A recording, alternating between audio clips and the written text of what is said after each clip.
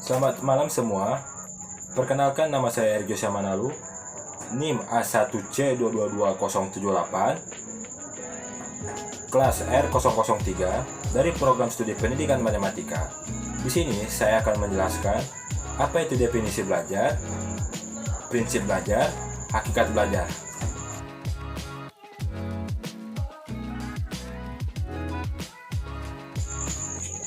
Pengertian belajar.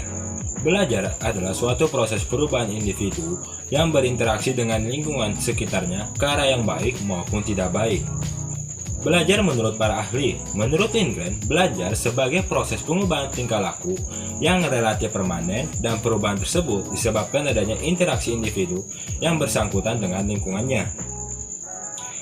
Menurut Haynes mengatakan bahwa belajar adalah proses aktivitas pengetahuan, keterampilan, atau sikap sebagai seorang interaksi seseorang dengan informasi dan lingkungannya, sehingga dalam proses belajar diperlukan pemilihan, penyusunan, dan penyampaian informasi dalam lingkungan yang sesuai melalui interaksi pembelajar dengan lingkungannya.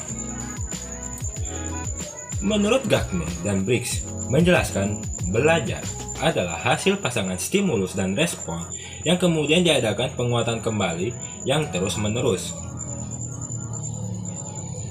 Dari definisi tersebut, di atas dapat diambil kesimpulan bahwa 1. Belajar adalah suatu usaha, yang berarti perbuatan yang dilakukan secara sungguh-sungguh, sistematis, dengan mendayagunakan semua potensi yang dimiliki, baik fisik maupun mental. 2. Belajar bertujuan untuk mengadakan perubahan di dalam diri, antara lain perubahan tingkah laku, diharapkan ke arah positif dan ke depan. 3. Belajar juga bertujuan mengadakan perubahan sikap, dari sikap negatif menjadi positif, dari sikap tidak hormat menjadi hormat, dan sebagainya. 4. Belajar juga bertujuan mengadakan perubahan kebiasaan, dari kebiasaan buruk menjadi kebiasaan baik. Kebiasaan buruk yang harus dirubah untuk menjadi bekal hidup seseorang, agar ia dapat membedakan mana yang dianggap baik di tengah-tengah masyarakat untuk dihindari dan mana pula yang harus dipelihara. 5. Belajar bertujuan mengadakan perubahan pengetahuan tentang berbagai bidang ilmu. Misalnya, tidak tahu membaca menjadi tahu membaca, tidak dapat menulis jadi dapat menulis, dari tidak tahu berhitung menjadi tahu berhitung, dari tidak tahu berbahasa Arab menjadi tahu bahasa Arab. 6. Belajar dapat mengadakan perubahan dalam hal keterampilan. Misalnya keterampilan bidang olahraga, bidang kesenian, bidang teknik, dan sebagainya. Jadi, belajar merupakan kegiatan yang sangat penting bagi manusia, karena dari belajar, kita dapat mengalami perubahan yang positif, dapat memperbaiki nasib. Melalui belajar, kita akan dapat sampai dengan cita-cita.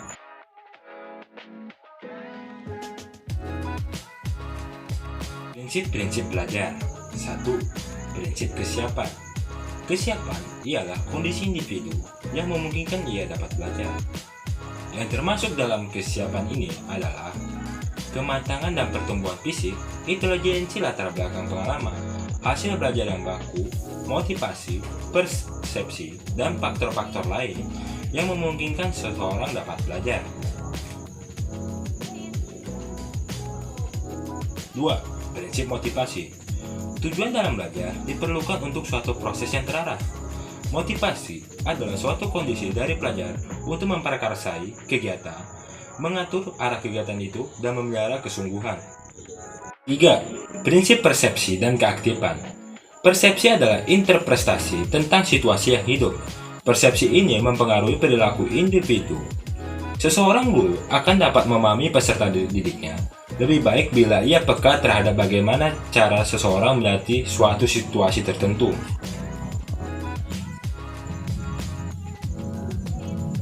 4. Prinsip tujuan dan keterlibatan langsung. Tujuan ialah sasaran khusus yang hendak dicapai oleh seseorang. Prinsip keterlibatan langsung ini mencakup keterlibatan langsung secara fisik maupun non-fisik. Prinsip ini diarahkan agar peserta didik merasa dirinya penting dan berharga dalam kelas, sehingga dia bisa menikmati jalannya pembelajaran. 5. Prinsip perbedaan individual proses pengajaran. Sepatutnya memperhatikan perbedaan individual dalam kelas sehingga dapat memberi kemudahan pencapaian tujuan belajar yang setinggi-tingginya. Karena itu, seorang guru perlu memperhatikan latar belakang, emosi, dorongan, dan kemampuan individu dan menyesuaikan materi pelajaran dan tugas-tugas belajar kepada aspek-aspek tersebut. 6. Prinsip transfer, retensi, dan datangan. Apapun yang dipelajari dalam suatu situasi pada akhirnya akan digunakan situasi yang lain. Proses tersebut dikenal dengan proses transfer. Kemampuan seseorang untuk menggunakan lagi hasil belajar disebut retensi. 7. Prinsip belajar kognitif. Belajar kognitif melibatkan proses pengenalan dan atau penemuan.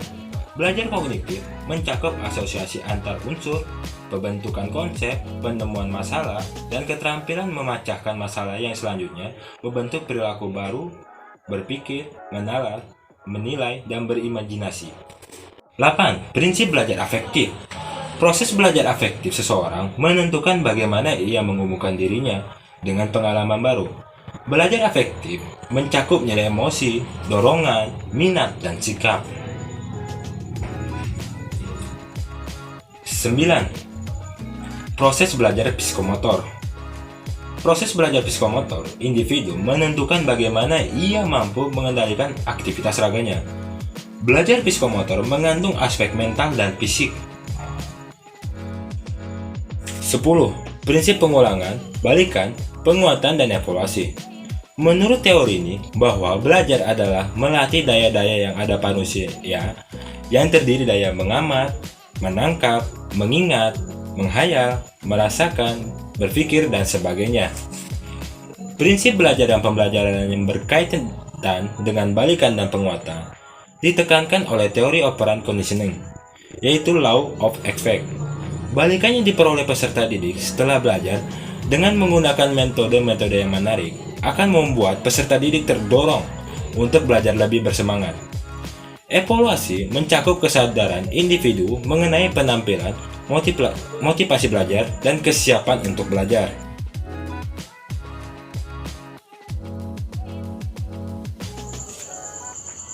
Hakikat belajar. Belajar menunjukkan aktivitas yang dilakukan oleh seseorang yang disadari atau disengaja. Kegiatan belajar juga dimaknai sebagai interaksi individu dengan lingkungannya. Lingkungan dalam hal ini adalah objek-objek lain yang memungkinkan individu memperoleh pengalaman atau pengetahuan.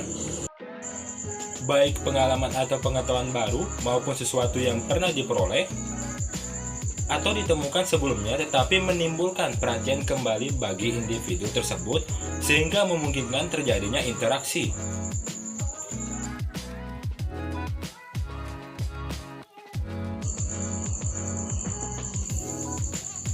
Berikut ini adalah beberapa kelompok teori yang memberikan pandangan khusus tentang belajar.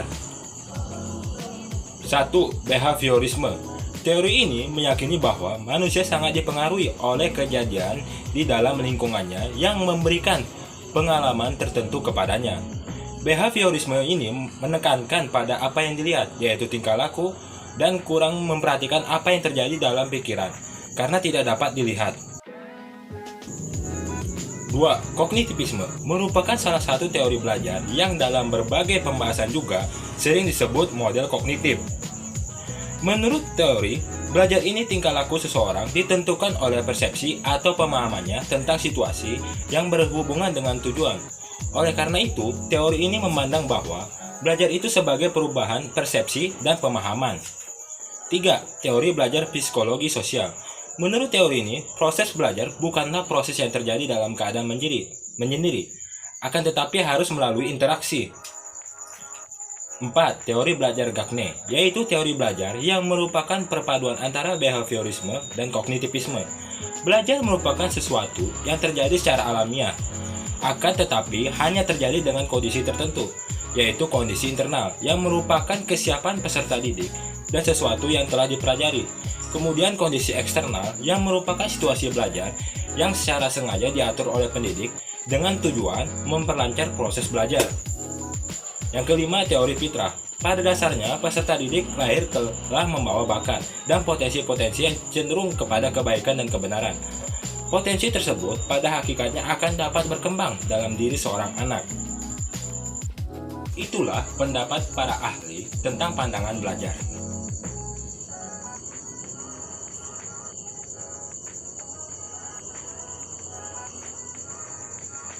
Belajar merupakan suatu kegiatan yang terencana dan terstruktur.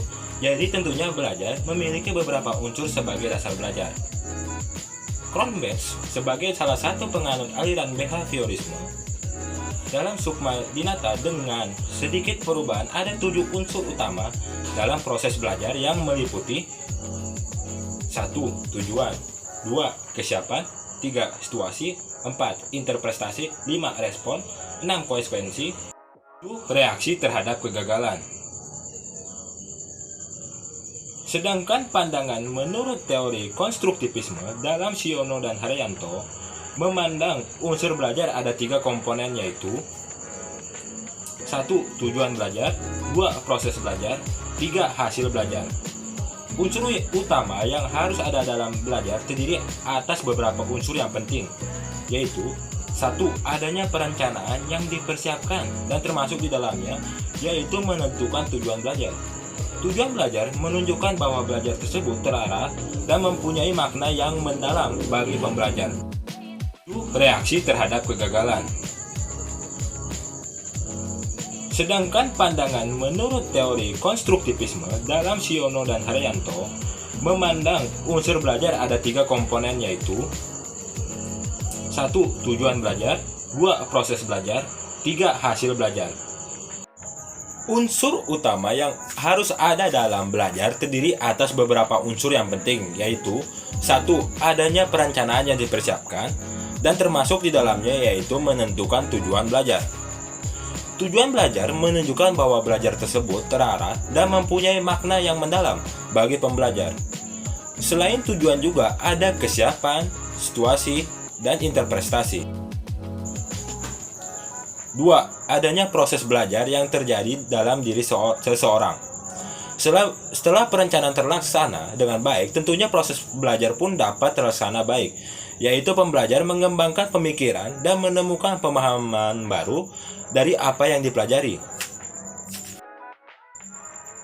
3. Adanya hasil belajar dari konsekuensi dari terlaksananya proses belajar dalam diri seorang. Hasil belajar memicu konsekuensi yang akan muncul dari hasil belajar yang dilaksanakan, dan konsekuensi tersebut akan memicu reaksi terhadap hasil belajar yang telah terjadi.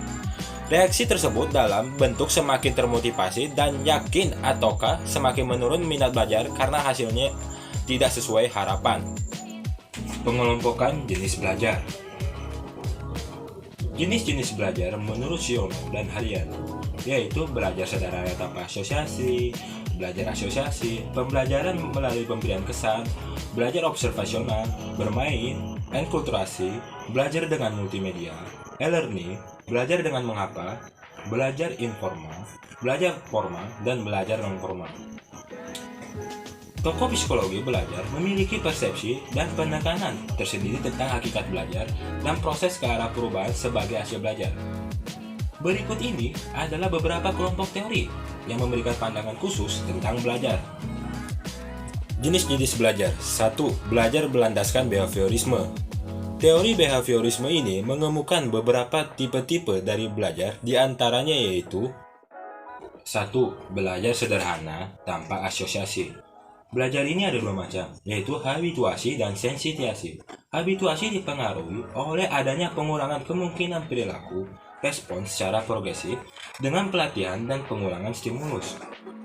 Sedangkan belajar sensitiasi yaitu kebalikannya, terjadi penguatan positif terhadap perilaku karena adanya pelatihan atau pengulangan. 2. Belajar asosiasi adalah suatu proses di mana suatu materi pembelajaran dipelajari melalui asosiasi dengan bahan-bahan pembelajaran yang terpisah yang sudah dipelajari sebelumnya. Belajar ini lebih mudah dipelajari bila ada keterkaitan materi lama dan materi baru. 3. Pengkondisian klasik, belajar sebagai upaya pengkondisian, pembentukan suatu perilaku atau respon terhadap sesuatu.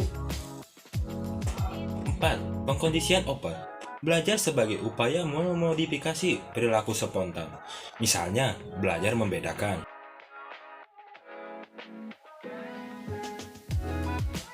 5. Belajar melalui kesan, belajar dengan mengamati dan mempelajari karakteristik sejumlah stimulus yang muncul pada seseorang, atau bisa dibilang menaruh kesan. 6. Belajar pengamatan, didasari oleh peniruan dari seseorang dan diimplementasikan dalam kehidupannya. 7. Belajar melalui bermain, bermain sebagai suatu perilaku yang tidak bertujuan, tetapi mampu memperbaiki kinerja di kemudian hari bila dijumpai kondisi yang sama. 8. Belajar tuntas, belajar yang menekankan kepada peserta didik untuk menguasai semua bahan ajar. Itulah tipe-tipe belajar yang dikemukakan oleh behaviorisme.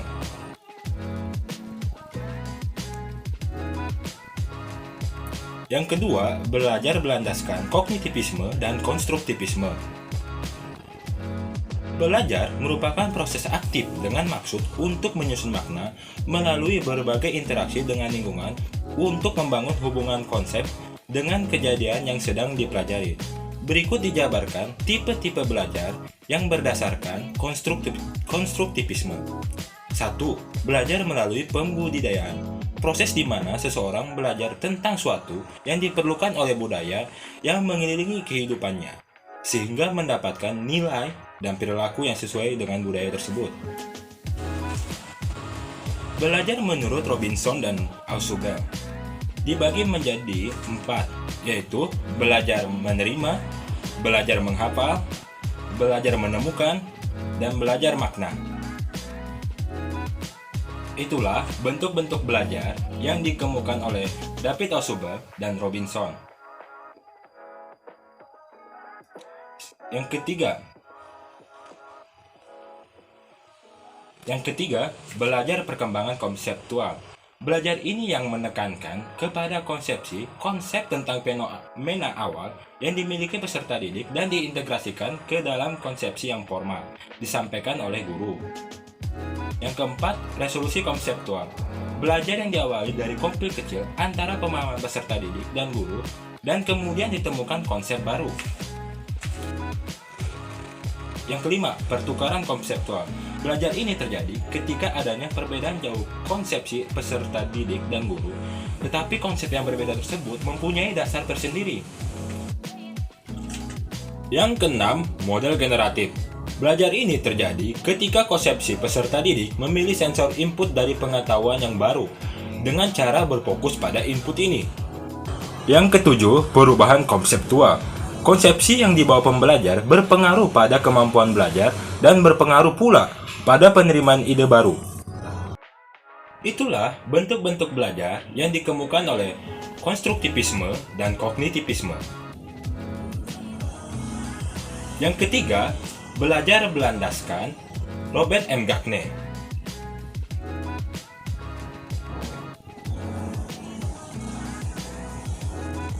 Belajar sebagai suatu hal yang mendasar dalam pengajaran tentunya perlu perhatian khusus untuk menciptakan belajar yang baik dan efektif, diantaranya yaitu dengan menerapkan teori belajar yang cocok dan sesuai dengan kebutuhan. Gagne dalam Uno Hamja, Evelyn Siregar Hartininara mengemukakan jenis belajar ke dalam 8 kategori, yaitu 1. Belajar isyarat, 2. Belajar stimulus respon, 3. Belajar rangkaian, 4. Belajar asosiasi verbal, 5. Belajar membedakan, 6. Belajar konsep, 7. Belajar aturan, 8. Belajar pemecahan masalah.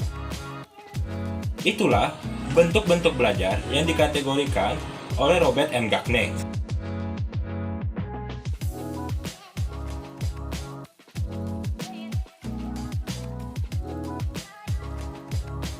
Yang keempat, belajar berlandaskan pengorganisasian. Dilihat dari cara mengorganisasi, maka belajar dibedakan menjadi 4 jenis, yaitu sebagai berikut. 1. Belajar informal. Belajar yang dilaksanakan di luar lingkungan sekolah dan tidak terorganisasi secara formal, semisal saat berkumpul dengan teman atau keluarga. 2. Belajar formal. Belajar yang berlangsung di sekolah dan dipandu oleh guru sebagai pengajar kepada peserta didik yang menempuh proses belajar. 3. Belajar non-formal. Belajar yang terorganisasi tetapi berada di luar sekolah, semisal bimbel, privat. 4. Belajar non-formal yang dikombinasi. Penggabungan dari beberapa jenis belajar baik formal, non-formal, ataupun informal. Semisal mahasiswa mendapatkan nilai dari hasil KKN, peserta didik SMK, praktik di bengkel, dan lain-lain. Itulah pengelompokan jenis-jenis belajar. Di bawah ini akan dikemukakan secara ringkas faktor-faktor yang turut mempengaruhi belajar. 1. Faktor-faktor yang berasal dari luar diri pelajar, dan ini dapat digolongkan menjadi dua golongan dengan catatan overlapping. Tetap ada, yaitu 1. Faktor-faktor sosial dan faktor-faktor non-sosial. 2. Faktor-faktor yang berasal dalam diri pelajar, dan ini pun dapat digolongkan menjadi dua golongan, yaitu faktor fisiologis dan faktor psikologis. Adalah sebagai berikut. 1. Faktor non-sosial. Faktor ini meliputi keadaan udara, suhu udara, cuaca, waktu, pagi atau siang atau malam, letak tempat, alat-alat yang dipakai belajar, dengan kata lain alat-alat pelajaran. Hal tersebut harus diatur sedemikian rupa, diusahakan agar dapat memenuhi syarat pertimbangan didaktis, psikologi, dan pedagogis. 2. Faktor sosial. Faktor ini adalah faktor manusia, baiknya manusia itu ada hadir atau tidak hadir.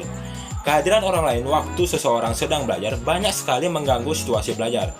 Faktor-faktor sosial yang dikemukakan tersebut umumnya bersifat mengganggu konsentrasi.